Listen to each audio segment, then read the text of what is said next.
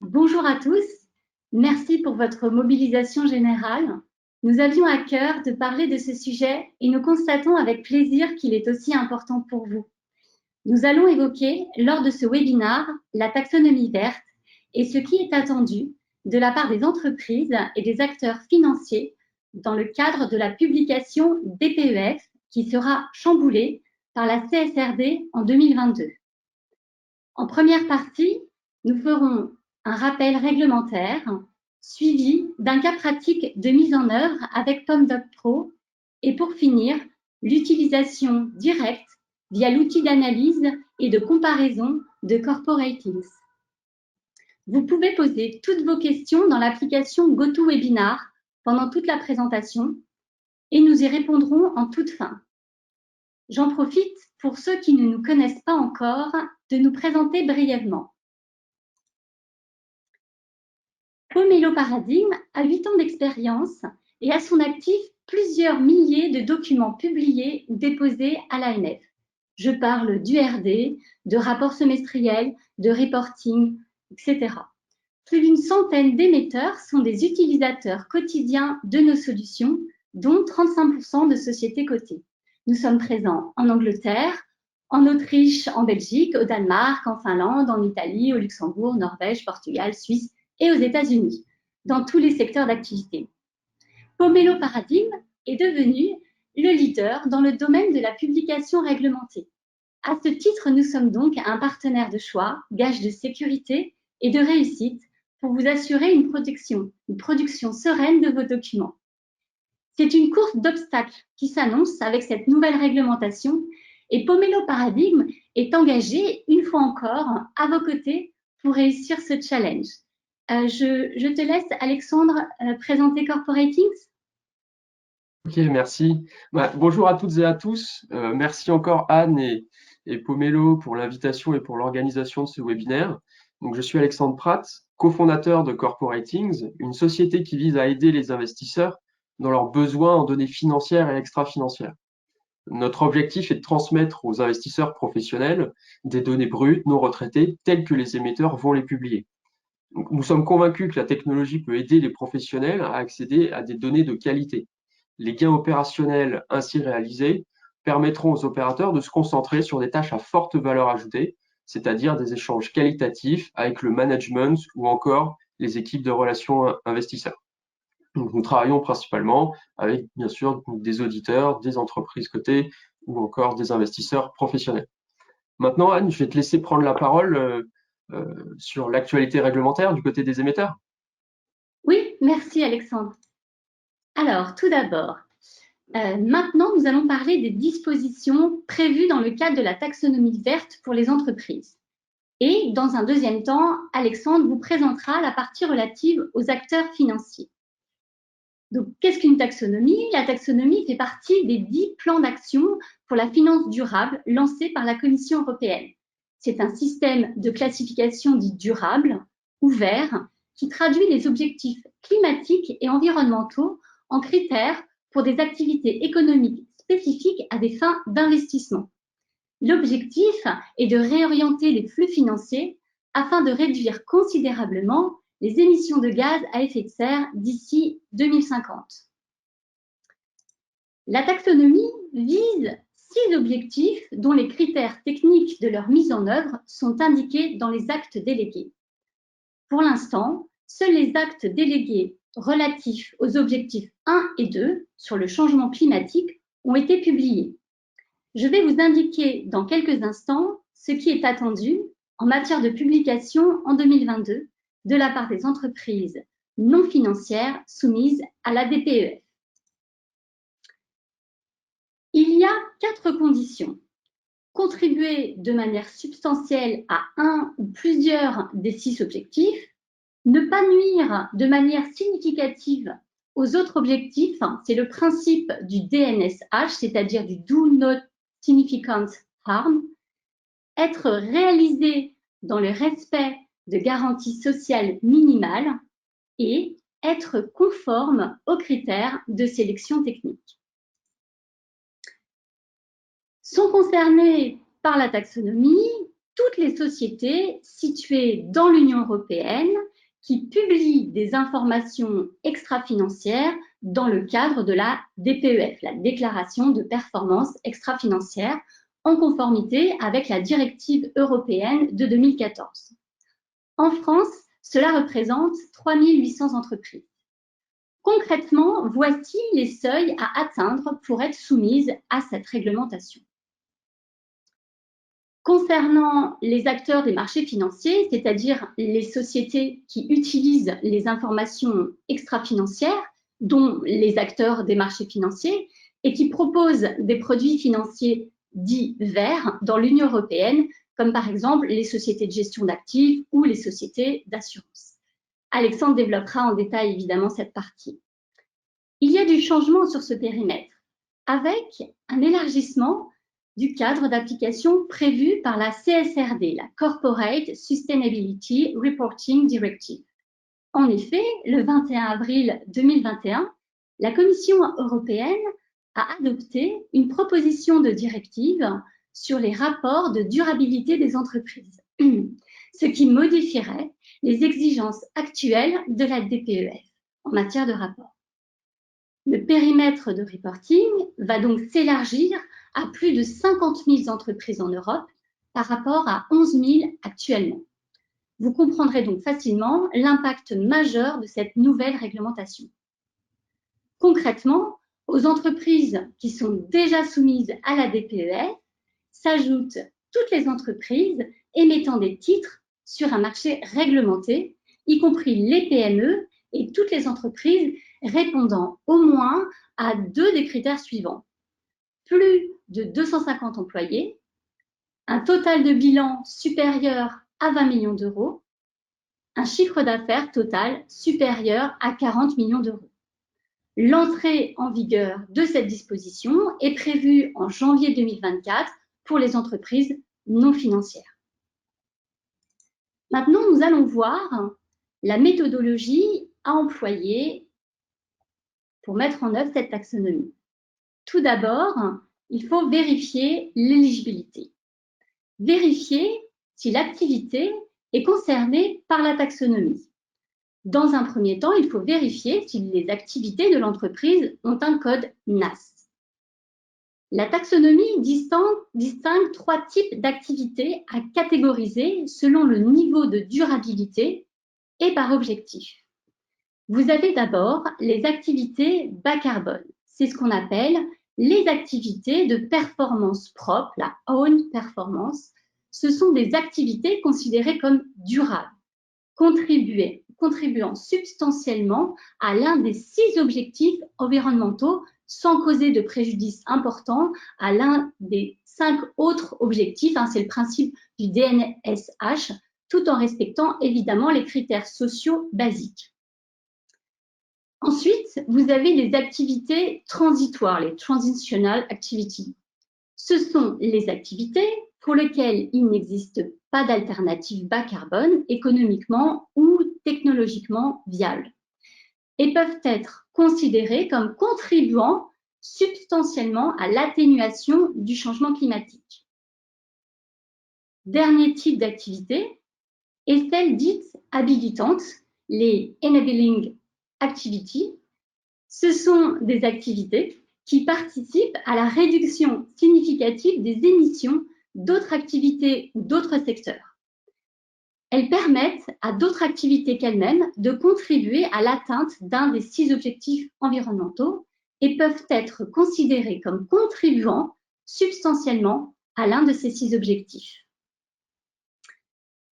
Il faut savoir qu'il y a des activités qui sont exclues par la taxonomie. Ce sont les activités sans code NAS, sauf exception par exemple pour l'achat d'une flotte de véhicules électriques, les combustibles fossiles solides et l'armement. Et puis, il y a certaines activités qui sont encore en cours de discussion, le nucléaire, l'agriculture et le gaz naturel. Voilà. Ensuite, il faut vérifier l'alignement. Pour qu'une activité soit alignée, elle doit respecter les critères techniques indiqués dans les actes délégués. Comme indiqué auparavant, seuls les critères techniques concernant le changement climatique objectifs 1 et 2 sont connus. Les actes délégués relatifs aux 4 autres objectifs vont être publiés dans les prochaines semaines. Chaque activité éligible doit respecter les 3 critères pour être alignée. Donc ça, c'est l'étape 2, 3 et 4 du tableau. Elles doivent contribuer substantiellement à au moins un des 6 objectifs de la taxonomie, ne pas porter atteinte aux autres objectifs de la taxonomie, le Do Not Significant Harm, et respecter les droits humains et sociaux garantis par le droit international.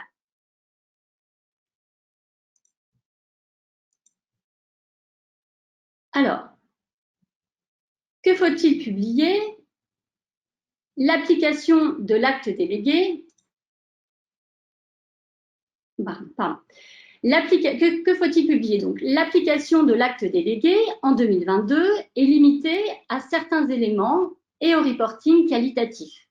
Les autres dispositions commencent à s'appliquer à partir du 1er janvier 2023. Donc, du 1er janvier 2022 au 31 décembre 2022, les entreprises non financières doivent publier dans la DPEF la proportion d'activités économiques éligibles et non éligibles à la taxonomie par leur chiffre d'affaires, leur total du chiffre d'affaires, leurs dépenses d'investissement et leurs dépenses d'exploitation. Attention, si une entreprise ne peut pas fournir de résultats d'indicateurs, elle doit le justifier et expliquer les raisons de cette incapacité. Quand faut-il publier? Voici les dates à retenir pour les prochaines publications. L'urgence pour vous, c'est qu'il faut vous préparer pour publier en 2022 les KPI sur l'exercice 2021. Voilà. Et puis ensuite, il y aura les autres dispositions relatives aux autres objectifs.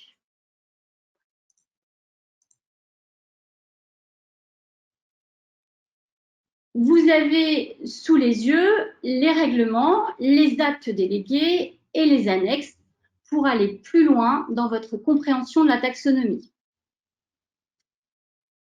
Ce qu'il faut comprendre, c'est que, qu'elle soit verte ou non, l'entreprise doit identifier les chiffres pour une communication et un objectif d'amélioration.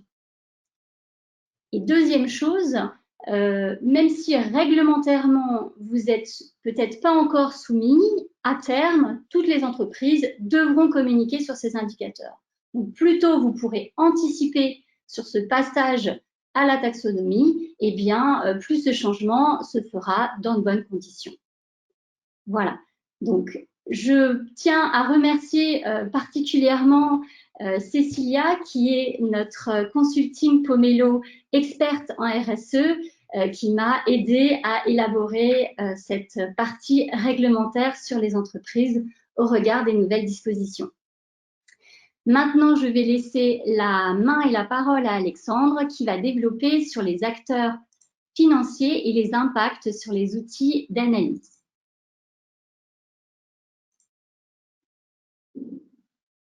Merci beaucoup, Anne. Je vais prendre la main. Alors, est-ce que vous voyez mon écran? Oui, tout à fait. Donc là, vous voyez la présentation avec les graphiques? Non, on voit un Word. Voilà, là c'est bon? Oui, parfait. Parfait. Alors, pour les investisseurs aussi, l'ESG est un sujet qui est primordial. Donc, la première façon de s'y intéresser, c'est aussi pour nous de s'intéresser au flux d'investissement sur cette catégorie. Donc, on peut regarder les flux de collecte et les encours qui ont lieu sur ce type de produits financiers, sur les produits qu'on dit ESG aujourd'hui, qui sont les plus recherchés par les investisseurs. Si on regarde cette collecte cumulée sur les fonds actions ESG et non ESG, on voit qu'aujourd'hui, la collecte cumulée depuis janvier 2020 a très largement dépassé la collecte sur des produits qui sont non ESG, donc qui ne sont pas, qui ne cherchent pas en tout cas à respecter ces critères d'investissement responsable. En un an et demi, les investissements verts ont représenté plus de 2 fois les investissements non ESG. C'est une tendance qui se matérialise aussi par une croissance des encours ESG, c'est ce que l'on voit sur ce graphique de droite. Et c'est un type d'investissement qui ne représentait que 15% en janvier 2020, alors qu'aujourd'hui, ça représente plus de 30% des investissements. Donc, tous les épargnants, que ce soit investisseurs institutionnels ou investisseurs particuliers, en moyenne, donc, vont consacrer 34%, on pourrait dire, de leurs investissements à des investissements dits ESG. C'est une tendance de marché que les acteurs aujourd'hui ne peuvent plus ignorer. Donc il y a une demande forte pour ce type de produits d'investissement. Les investisseurs professionnels se doivent donc aujourd'hui de construire et de proposer à leurs propres clients des produits financiers qui vont correspondre à ces contraintes. Ils vont donc bien évidemment s'appuyer sur toutes les informations disponibles auprès des émetteurs pour construire ces produits, et notamment via toutes les exigences qui ont été énumérées un petit peu plus tôt. Alors, le régulateur non plus n'ignore pas cette tendance, et il se méfie notamment du greenwashing. Vous savez, toute cette tendance qui vise à dire qu'on fait de l'ESG sans vraiment en faire. Et donc, l'objectif, malgré tout, hein, de cet investissement ESG, in fine, c'est de financer la transition écologique. Donc, de la même façon que l'émetteur a ses contraintes sur la partie publication de données et d'informations extra-financières, sur la droite, tous les investisseurs et via les véhicules et les produits financiers construits par ces investisseurs professionnels vont avoir des contraintes réglementaires. Donc ça, c'est tout le SFDR qui concerne voilà, les entreprises financières, mais également les produits financiers. Alors, ce SFDR, qu'est-ce que c'est? Alors, le SFDR, c'est Sustainable Finance Disclosure Regulations.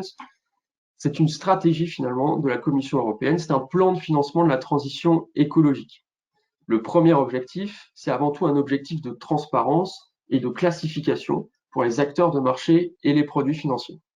Il existe ainsi 3 catégories, alors, qui portent le nom des articles qui ont défini ces catégories dans la réglementation, l'article 6, l'article 8 et l'article 9, qui vont bien évidemment du moins ESG au plus ESG, hein, avec l'article 6 qui sont des produits qui n'intègrent pas d'objectif de durabilité, l'article 8 où il y a une prise en compte des critères ESG, même si ce n'est pas le point central dans la prise de décision d'investissement, et finalement l'article 9, donc là qui concerne les produits ESG qui ont un vrai caractère, un véritable objectif d'investissement durable.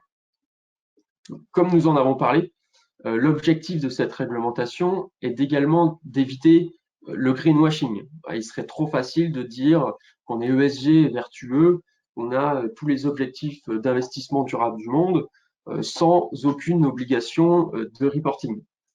C'est donc la deuxième partie du SFDR, puisqu'il y a cette obligation de communication et de reporting pour ces mêmes acteurs qui doit intervenir au plus tard le 30 juin 2022. De la même façon que l'émetteur doit publier des informations à la fin de son année fiscale sur concrètement son impact écologique, les produits financiers vont également être impactés et vont aussi devoir communiquer sur leur impact sur l'écologie. Il y a donc une dizaine d'indicateurs. Ici, on en a 14. Il y en a d'autres après qui sont encore facultatifs et volontaires. Mais on va balayer globalement les mêmes thématiques qui sont balayées par le CSRD et tous les besoins de communication des émetteurs. Ça va être les émissions de gaz à effet de serre, l'intensité carbone, l'exposition à des énergies fossiles, comment sont pris en compte la biodiversité, les émissions dans l'eau, la pollution avec des produits, des déchets dangereux, etc. Ou encore sur des aspects plutôt sociaux et de gouvernance. Est-ce qu'il y a un écart de salaire entre les hommes et les femmes, la diversité du board, voilà. Tous ces éléments sont des éléments que vont devoir communiquer chacun des produits financiers à leurs propres investisseurs, donc investisseurs particuliers ou investisseurs investisseurs institutionnels, professionnels. Il y a donc un besoin de communication fort, ça crée un enjeu de communication qui est vraiment fort pour les investisseurs, puisqu'ils vont devoir aller retrouver toutes les informations qui sont nécessaires auprès de chacun des émetteurs afin de respecter cette réglementation et afin qu'eux-mêmes puissent informer leurs propres investisseurs. Donc pour l'émetteur, c'est à la fois un risque et une opportunité. On aura l'occasion d'aborder tous ces sujets-là un peu plus en profondeur quand on rentrera dans la démonstration, mais en termes de risque pour l'émetteur, c'est un risque que la communication ne soit pas assez détaillée. Si l'investisseur ne retrouve pas toutes les données dont il a besoin, il pourrait choisir de ne pas investir dans cette société. Ou alors, l'investisseur pourrait être tenté de faire des estimations qui ne seraient pas flatteuses ou qui ne reflèteraient pas la réalité de ce qui se passe in fine au sein de la société. Pire encore, l'émetteur il pourrait tout simplement disparaître des analyses que peuvent faire les investisseurs et là ce sera vraiment fortement préjudiciable pour l'émetteur.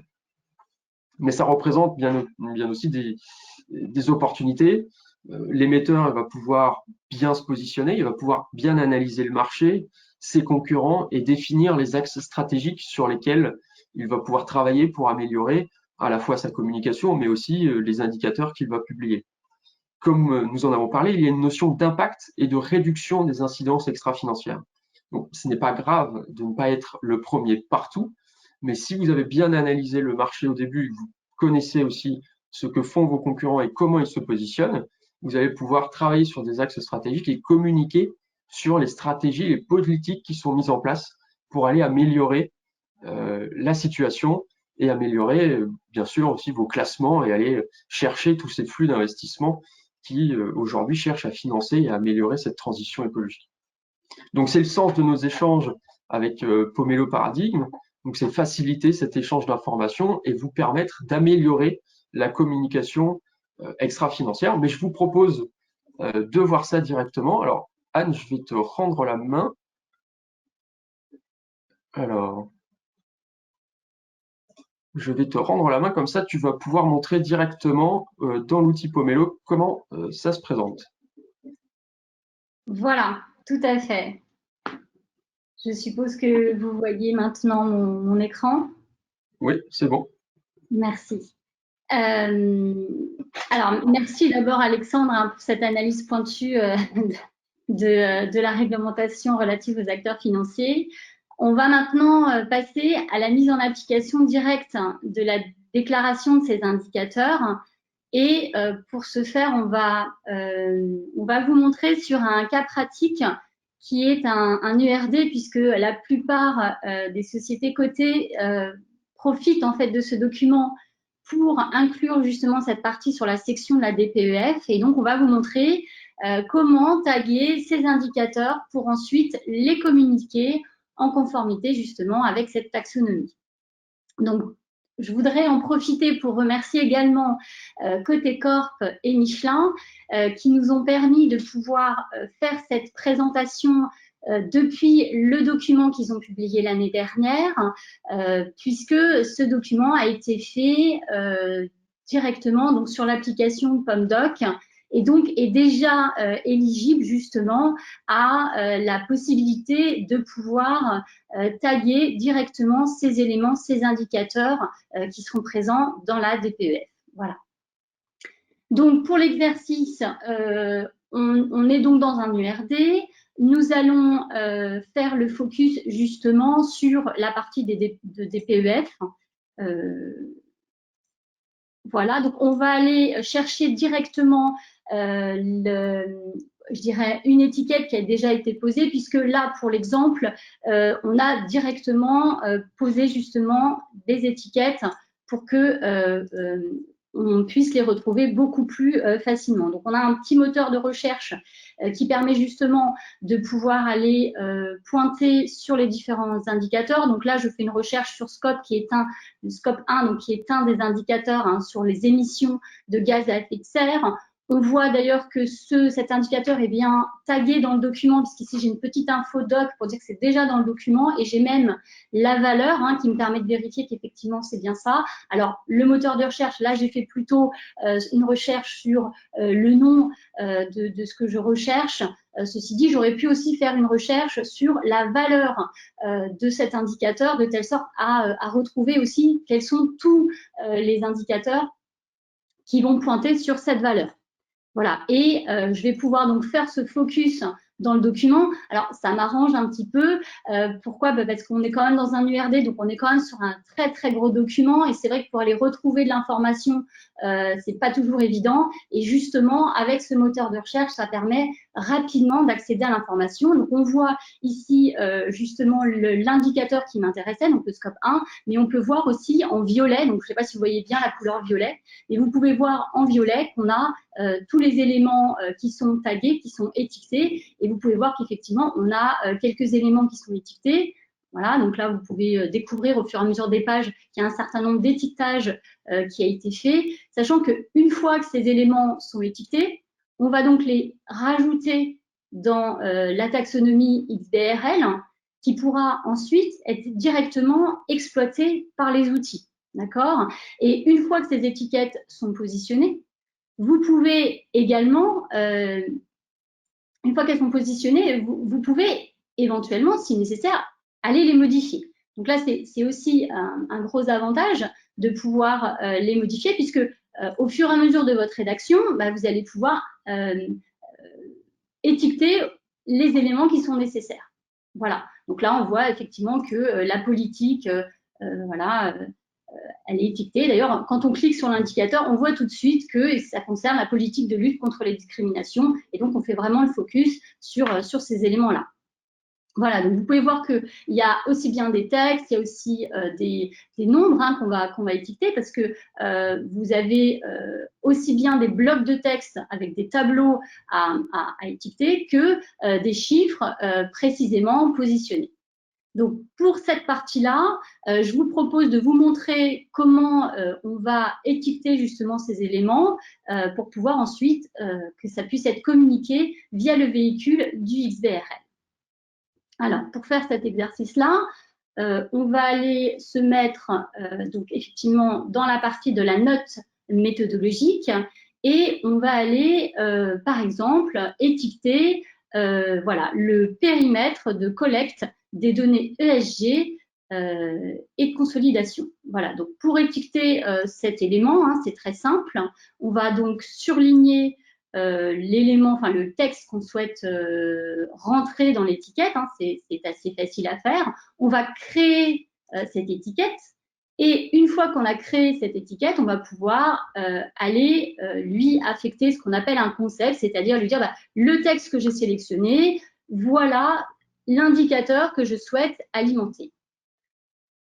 Pour vous aider justement dans cette démarche d'aller trouver le bon concept, on vous propose des listes. Alors, les listes de concepts qui ont été préalablement créées dans PomDoc, parce que imaginons que si vous aviez déjà au préalable créé des éléments, eh bien vous allez récupérer les éléments qui ont été pré-créés pour pouvoir ajouter d'autres éléments ou alors pour juste les compléter pour l'année en cours, puisque chaque année, vous aurez certainement à déclarer ces indicateurs.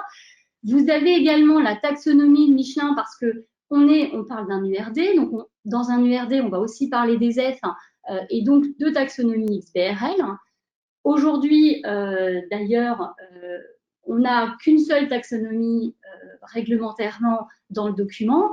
À terme, on en aura peut-être plusieurs. Et donc, dans les taxonomies, on aura ce besoin d'étiquetage qui sera utilisé beaucoup plus largement. D'ailleurs, le principe d'étiquetage que je vous montre, pour tous ceux qui déclarent déjà en ESEF, eh bien, ça sera le principe de l'étiquetage en bloc tagging, ce qu'on appelle le bloc tagging, l'étiquetage en bloc des textes pour les notes et annexes. On va revenir à notre sujet qui nous intéresse, c'est-à-dire le RSE. Donc, pour l'occasion, on a avec la collaboration de Corporating, identifié un certain nombre d'indicateurs, notamment dans les secteurs d'activité spécifiques à Michelin. Et du coup, ça permet d'avoir un focus sur les éléments. Alors, aujourd'hui, on en a identifié une quarantaine. Il est évident qu'à terme, il y en aura beaucoup plus et que ces différents indicateurs seront regroupés en sections ou en sous-sections pour vous permettre un étiquetage beaucoup plus rapide. Alors, pour étiqueter, c'est très simple. On va donc rajouter ici, en sélectionnant en fait le concept, ici. Ce concept, ce sont une donnée. Alors, on retrouve ici le petit code technique. Ce qui est important, c'est de dire que c'est un élément de texte. Voilà, donc on va pouvoir le référencer. Et sur cet élément de texte, on va pouvoir même lui affecter ce qu'on appelle un label, c'est-à-dire un titre pour pouvoir plus facilement le reconnaître, communiquer. Alors, c'est aussi utile, notamment quand on doit communiquer dans des langues étrangères. Eh bien, dans les outils qui vont être utilisés justement par les outils d'analyse, eh bien, ils pourront récupérer également le nom du concept de cet élément. Voilà, donc là, on a fait une première partie qui est de définir le texte qu'on voulait mettre dans le concept. Maintenant, on va lui donner ce qu'on appelle un contexte, c'est-à-dire qu'on va lui donner une affectation spécifique qui va être de l'ordre du code LEI de l'entité. Alors, pour ceux qui ne connaissent pas encore ce code, en fait, c'est un code d'identification qui permet à ce que cette donnée qui sera ensuite transmise aux différents moteurs d'analyse, de pouvoir identifier la bonne cible qui est derrière cette donnée. Alors, c'est très important comme notion parce que là, on est quand même au plus fin de la source, d'accord? C'est-à-dire que c'est les émetteurs qui vont vouloir communiquer sur leurs chiffres. On n'est pas face à des sociétés fournisseurs de données qui vont récupérer vos contenus. Là, c'est directement les émetteurs qui vont pouvoir communiquer sur leurs données, donc leurs bonnes données. Il n'y a pas de retraitement qui sera fait postérieurement parce qu'on sait que les retraitements, évidemment, c'est source d'erreur. Donc là, c'est vous qui communiquez réellement sur les indicateurs que vous souhaitez communiquer et les bonnes parties qui font référence à ces indicateurs. Il n'y a rien de... voilà, vous êtes la meilleure personne pour communiquer sur ces éléments-là. Le code LEI permet de l'estampiller pour pouvoir l'affecter à votre société. Et puis, comme on parle aussi de période, puisque vous pourriez très bien, sur plusieurs années, communiquer au sein du même document sur la période sur laquelle vous allez communiquer les chiffres. Ça peut être le cas notamment pour toutes les données les gens qui ont fait de l'ESSEF sont assez au courant de tout ça, mais effectivement, on va déterminer une période. Donc là, on est sur le document 2020, donc on va pouvoir pointer sur le document 2020. Et voilà, le travail est terminé. Le tag est pointé et on a bien identifié effectivement le document. Alors, la particularité de ce texte-là, c'est que en parallèle, j'avais des notes effectivement de bas de page qui, elles, ont été bien reprises justement dans la note, puisqu'elles font bien référence aux éléments qui font partie de l'indicateur. Voilà. Je vais prendre maintenant un autre exemple avec une donnée chiffrée. Donc, on va prendre l'écart de rémunération entre femmes et hommes, par exemple. Alors, effectivement, c'est une donnée, donc je vais plutôt la rechercher directement pour pouvoir la retrouver plus facilement. Voilà, donc je vais directement sur la partie qui m'intéresse. Donc les 2,58%. Donc on va exactement faire le même procédé. Donc je vais aller un peu plus vite par rapport à ça. Donc voilà, on va créer, on va aller chercher également, voilà, donc dans toute la liste, vous voyez qu'il y a quand même une sacrée liste finalement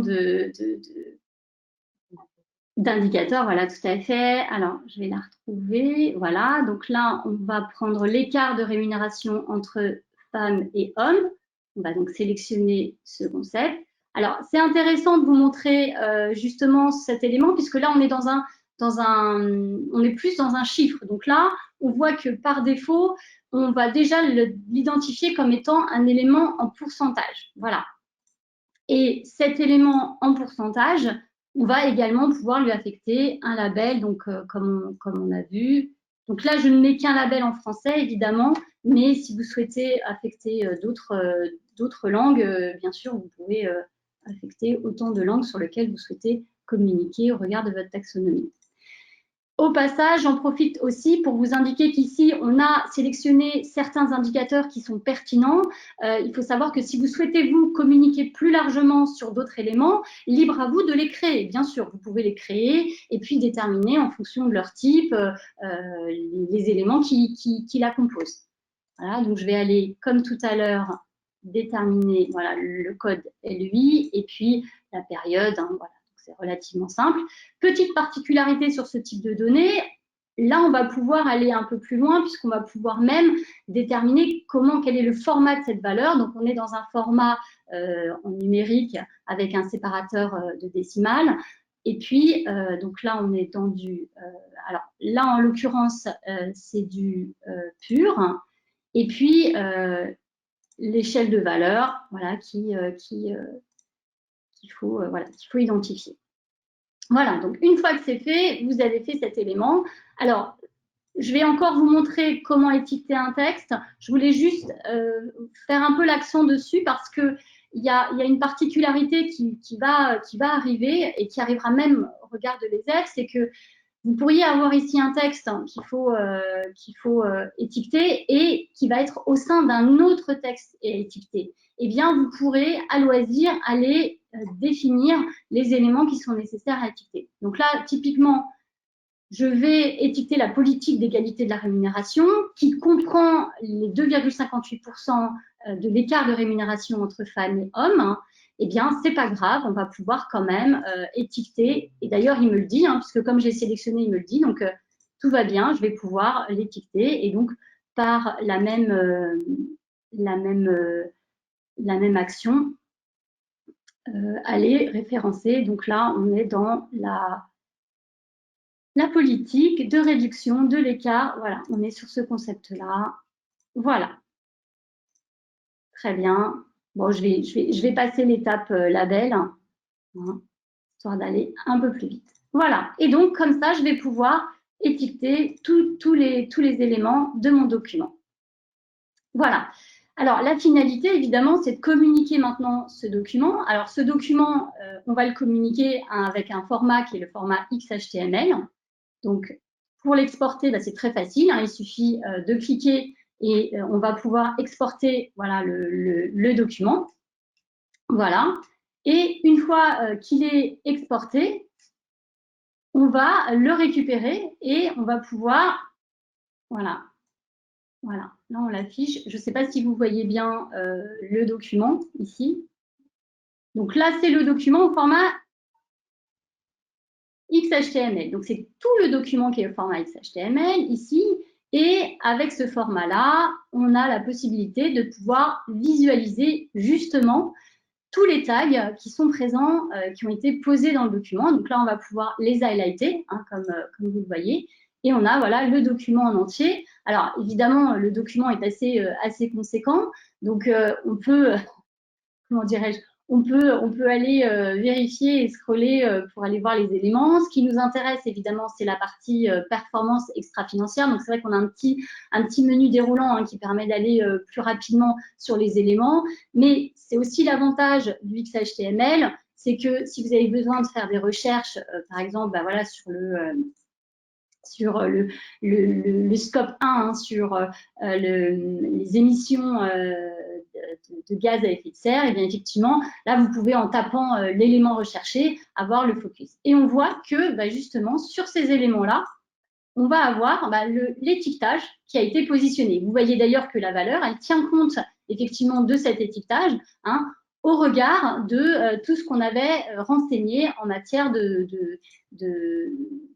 format de la donnée. Voilà, donc si je vais un petit peu plus loin dans le document, on voit toutes ces parties du document qui sont complètement taguées, hein, et donc communiquées à des outils d'analyse comme Corporating. Voilà.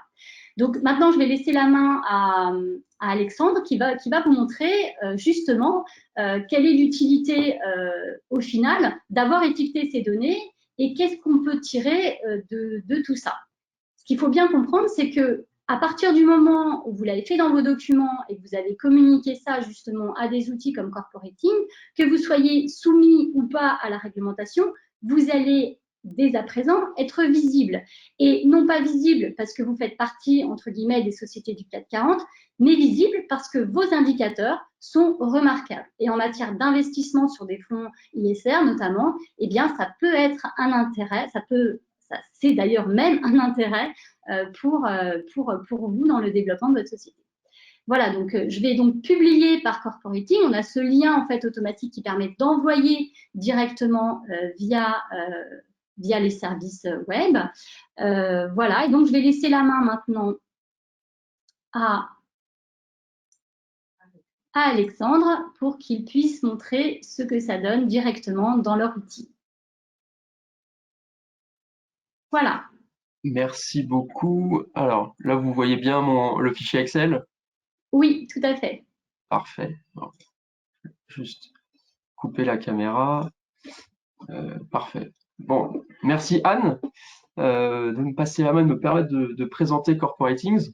Alors en effet, nous avons développé un complément Excel qui permet à l'utilisateur de récupérer les données publiées sous n'importe quel format informatique. Alors l'identification des données dans vos publications permettra donc à n'importe quel utilisateur d'aller les exploiter rapidement pour faire ses analyses. Alors je vous propose de poursuivre l'exemple de Michelin. Donc on peut récupérer les informations qui ont été transmises pour Michelin. On va récupérer toutes les données extra-financières et les organiser dans un tableau.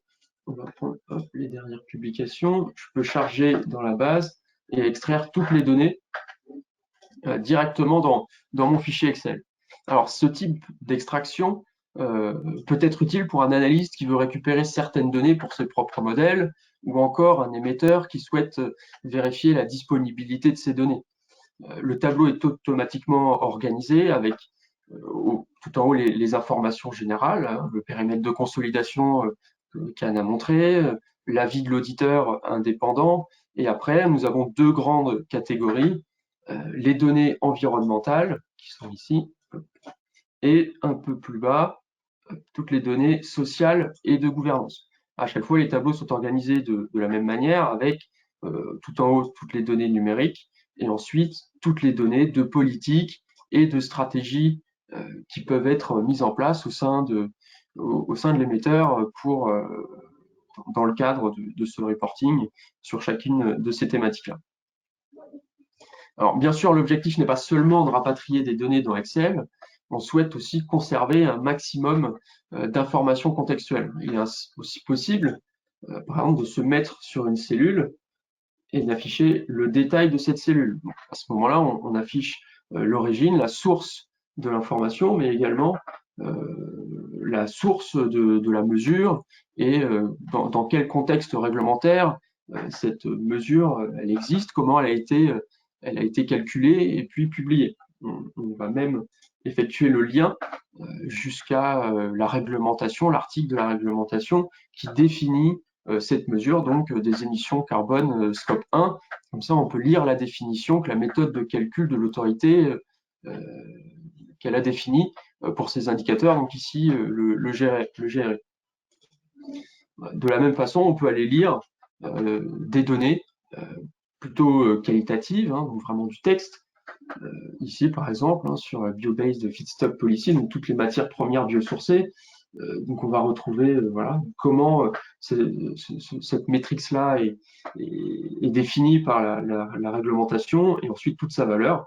Donc là, on peut lire factuellement ce que l'émetteur a publié en termes de politique sur sa matière biosourcée. Donc l'objectif, le second objectif qu'on va aussi poursuivre, c'est de conserver tout le travail de communication qui est fait par l'émetteur dans son document de référence ou dans ses différentes publications. Donc on va même aller jusqu'à effectuer donc, ce travail d'identification jusqu'à la source. En effet, il y a tout un travail malgré tout de mise en forme, de wording, de publication qui est fait par l'émetteur. Pour nous, l'objectif, c'est aussi de mettre en valeur ce travail-là. Ce qu'on souhaite faire, c'est juste de fournir un accès plus rapide et plus efficace vers cette source, et donc de conserver ce lien vers cette source qui, pour nous, est primordial. Et donc, on retrouve voilà, l'endroit où tout ce texte a été tagué avec toutes les informations qui peuvent être aux alentours et on peut poursuivre dans le document pour lire aussi la suite du document si nécessaire. Pour nous, faire ce travail-là, c'est primordial, puisque une communication digitale n'implique pas la disparition des formats traditionnels. Donc, on va continuer d'aller dans ces documents de référence, dans ces documents qui sont publiés, pour aller lire aussi la suite des informations et retrouver peut-être des informations qui sont annexes, qui peuvent graviter autour de ces premières données. Bien sûr, toutes ces données peuvent être pertinentes afin de lire aussi les politiques qui peuvent être mises en place au sein des concurrents ou même des données qui sont publiées. Mais plutôt que de faire ce travail société par société, on va aller faire un travail donc de comparaison où on va aller chercher de nouvelles données. Je vais continuer avec Michelin, sauf que cette fois, on va regarder l'univers dans lequel il se trouve, donc tous les fabricants de pneus. On va aller chercher toutes les données qui sont liées à la taxonomie verte, toujours pour cette année. Je vais charger les données et les XR. Donc là, on a un tableau qui tout de suite est un peu plus grand, mais au sein d'un secteur, l'investisseur ou même l'émetteur va pouvoir chercher à se comparer et à comparer les différentes sociétés pour en sélectionner les plus vertueuses. Donc ici, on a extrait, comme je vous disais, sur ce segment des pneumatiques, toutes les données qui sont relatives à la taxonomie verte. Donc on retrouve en haut du tableau ici tous les 6 catégories dont Anne a pu vous parler au début de la présentation, qui sont liées à cette taxonomie, avec les différents éléments qui sont dedans. On va également récupérer toutes les notions de cible et de moyenne qui vont permettre de définir aussi la notion de contribution significative ainsi que la notion de DNSH. Et donc, on va pouvoir également se placer par rapport à ces objectifs et à cette moyenne. Donc après, on conserve évidemment toute la flexibilité d'Excel, c'est l'intérêt, parce que souvent toute cette donnée-là, malgré tout, elle est consommée dans Excel et on peut facilement faire un tri ici. Donc on voit que la cible, ici, personne n'atteint la cible, personne n'est au-dessus de la cible, c'est normal, c'est une cible qui est ambitieuse. Malgré tout, on a quand même 3 sociétés qui sont au-dessus de la moyenne et donc qui sont meilleures malgré tout que leurs concurrents. Ça permet également d'appréhender le chemin qui reste à parcourir en termes d'efforts à réaliser pour atteindre ces objectifs. Alors, une fois qu'on a effectué cette opération de comparaison, peut-être que l'utilisateur a identifié une thématique qu'il a envie de suivre plus précisément. Donc, on parlait des indicateurs sur l'égalité, les critères d'égalité homme-femme. On peut tout à fait reprendre le même critère. Donc, de la même façon, tous ces critères-là sont organisés chez nous dans des tableaux spécifiques. Et donc là, je peux récupérer tous mes critères d'égalité homme-femme sur les sociétés qu'on a identifiées dans ce secteur-là. Donc on va retrouver, voilà, bien évidemment, le nom de la société, la politique antidiscriminatoire, la diversité au sein des employés, le nombre de femmes au board, le nombre total de membres au board, le pourcentage donc de femmes en ratio, l'écart homme-femme, des salaires homme-femme. Donc là, on retrouve le chiffre qui avait pu être tagué par Anne juste avant. Et après, toutes les politiques et stratégies qui sont mises en place afin de réduire ces écarts de salaire. On va aussi voir des données qui ne sont pas publiées. Ici, une reported, une disclose, il peut y avoir des trous dans la raquette. Donc ça, c'est important d'identifier les données qui sont manquantes pour sa société, évidemment, pour être capable de les publier et d'apporter de l'information aux investisseurs. Et on va aussi se benchmarker par rapport à ses concurrents pour voir qui publie moins, qui publie mieux, etc. Alors, pour tous les investisseurs, c'est important malgré tout d'avoir ces données. Donc, je vous invite fortement à en publier à chaque fois le plus possible. Sinon, après, c'est repris par des institutions, des agences diverses ou des fournisseurs de données divers qui, malgré tout, vont chercher à combler ces trous et qui vont faire des estimations. Et à la fin, l'estimation, elle peut être complètement approximative ou elle peut fausser l'image de la société. Donc pour nous, voilà, cette communication digitale représente vraiment une opportunité pour l'investisseur pour reprendre la main sur sa communication, sur ses données et sur le lien avec les émetteurs, parce que finalement, ce que recherchent les investisseurs, c'est des données brutes, c'est les données telles qu'elles sont publiées par les émetteurs. Donc la qualité et l'exhaustivité de la donnée devient finalement un sujet primordial dans un monde qui se digitalise de plus en plus. Et notre objectif en travaillant avec Pomelo, c'est aussi de fluidifier les liens qui existent entre ce monde des émetteurs et ce monde des investisseurs. Et donc, il y a cette petite passerelle que Anne vous a montré avec ce petit bouton pour envoyer des données dans Corporatings directement. Alors maintenant, Anne, est-ce que tu pourrais changer, par exemple, une mesure? Alors, on va prendre pour Michelin. Est-ce que tu pourrais changer le nombre de femmes au board? On pourrait en mettre 11. Comme ça, on va faire 11 sur 11. Et ça va nous faire un ratio de 100%. Et on va voir comment ça rentre dans Corporatings. Ok, pas de souci. Alors, attends, ne bouge pas.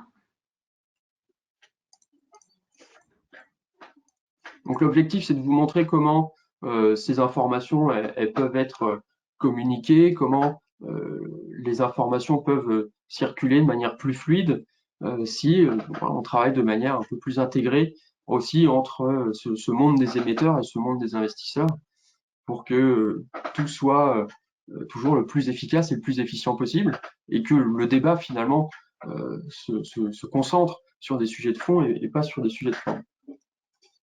C'est bon, hein, j'ai envoyé. Bon, Je voulais pas te couper, mais c'est bon, j'ai envoyé. Ça devrait arriver. Voilà.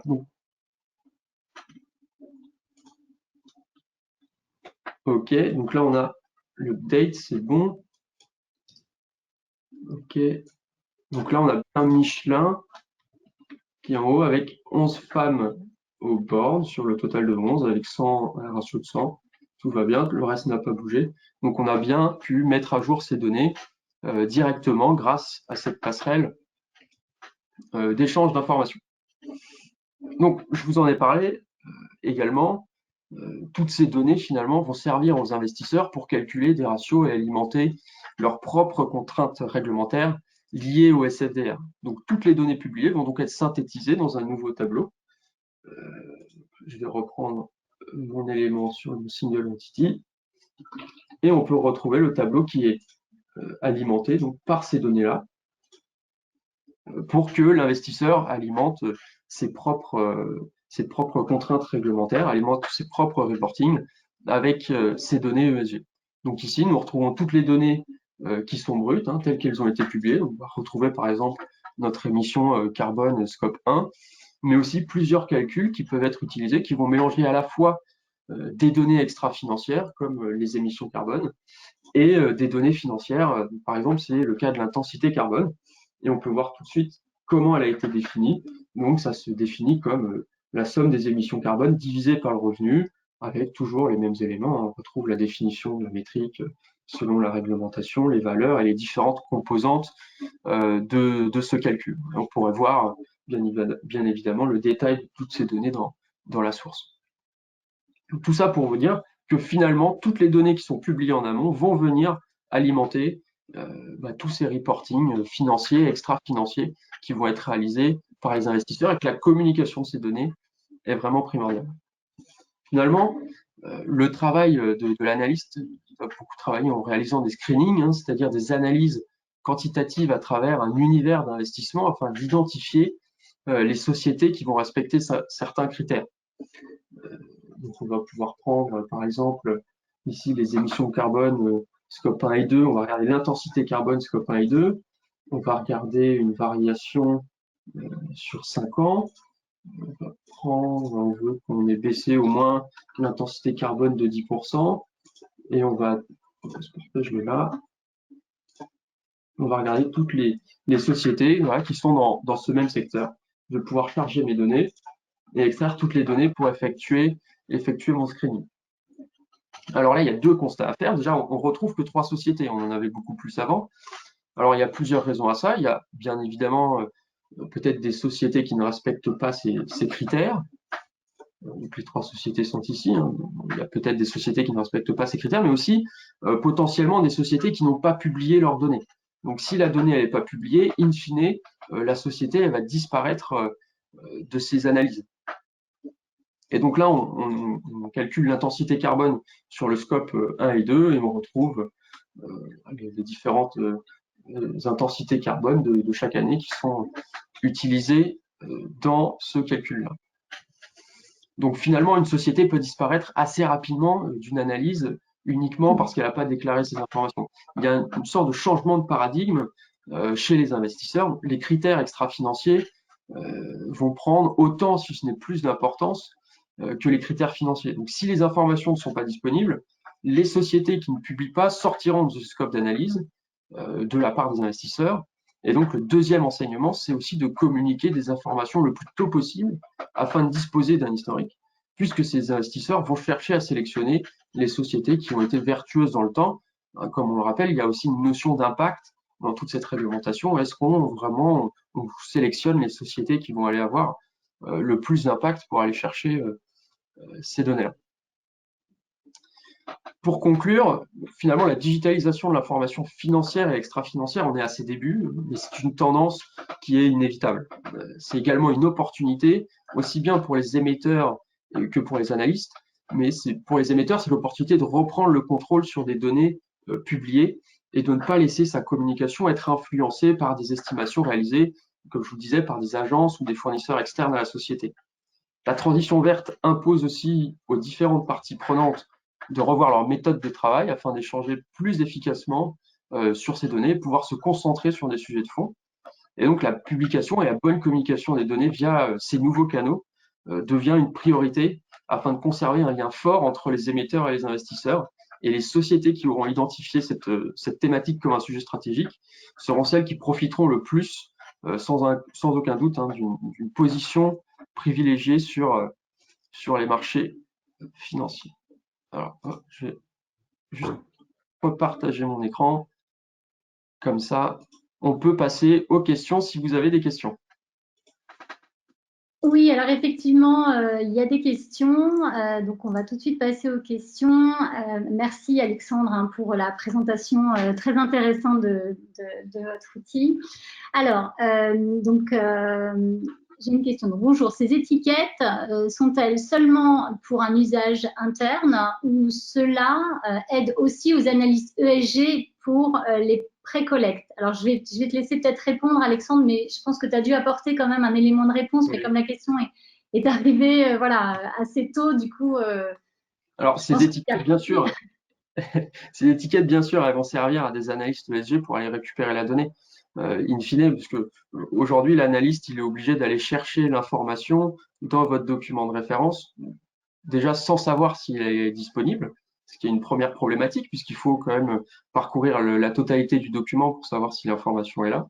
Et après, il faut aller chercher la bonne information, parce qu'il y a peut-être à un moment donné plusieurs paragraphes qui peuvent traiter d'une même problématique, avec plus ou moins de détails. Donc, si vous identifiez concrètement et vous mettez la bonne étiquette sur le bon paragraphe que vous voulez pousser vers ces investisseurs-là, vous leur mettrez aussi à disposition directement et très rapidement l'information que vous voulez leur donner et que vous voulez leur transmettre. Merci. Alors là, j'ai une autre question, mais je pense que ça concerne plus la première partie. En fait, il y a une question sur pourquoi le secteur de l'agriculture a-t-il été retiré de l'acte délégué. Donc l'agriculture joue un rôle central hein, dans l'atténuation du changement climatique, mais elle contribue aussi à la lutte contre l'appauvrissement de la biodiversité et donc un des autres objectifs de développement durable. Étant donné que des négociations interinstitutionnelles sur la politique agricole commune sont encore en cours, il a été décidé en fait de reporter l'inclusion du secteur de l'agriculture jusqu'au prochain acte délégué. Voilà, c'est pour ça. Et donc cette approche renforce la cohérence entre les différents instruments disponibles afin de réaliser les ambitions du pacte vert pour l'Europe en matière d'environnement et de climat. Voilà, alors j'ai encore une autre question. Alors, qui sont les analystes qui travaillent avec ces données? Alors, c'est plus peut-être pour toi, Alexandre. Donc, qui sont les analystes qui travaillent avec ces données?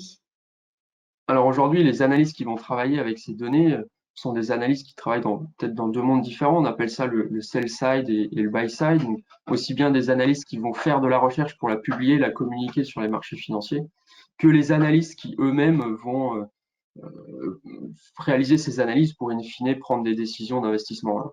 Corporatings est une jeune société, hein, inévitablement. Nous, aujourd'hui, on travaille avec plusieurs dizaines d'analystes financiers pour leur transmettre des informations, justement, avec la plus grande qualité, la plus grande fiabilité et la plus grande granularité possible. Et là-dessus, ce qu'ils recherchent vraiment, c'est toujours d'avoir la donnée telle que communiquée le plus facilement possible par l'émetteur. Il faut toujours apporter le moins de bruit possible quand on transmet ces données parce que c'est ce qu'ils veulent finalement, c'est ce qu'ils recherchent et c'est pour ça qu'ils utilisent vos publications traditionnellement en PDF, aujourd'hui en XHTML, mais qu'ils utilisent ces publications-là pour trouver de l'information parce que c'est là qu'on a l'information la plus pure et la plus parfaite possible. Merci, merci Alexandre. Alors, il est 11h01, donc effectivement, on comprendrait effectivement que vous avez peut-être chacun hâte de reprendre le travail. Ceci dit, toutes les questions qui ont été posées feront l'objet d'une réponse de telle sorte à ce que vous puissiez avoir vraiment la réponse à tout. Sachez que l'équipe, aussi bien Pomelo que Corporatings, sommes à votre disposition pour répondre à vos questions et pour vous accompagner justement dans ce changement, dans ces réglementations qui vont venir, mais pas simplement la réglementation, c'est aussi la communication des données qui seront faites à partir de vos documents. Donc, n'hésitez pas à nous contacter et nous échangerons avec plaisir sur le sujet. Voilà, je tiens aussi à remercier Alexandre et toute son équipe pour nous avoir aidés à préparer ce webinaire. Voilà, donc merci à tous et très bonne journée. Merci, bonne journée. Merci, au revoir.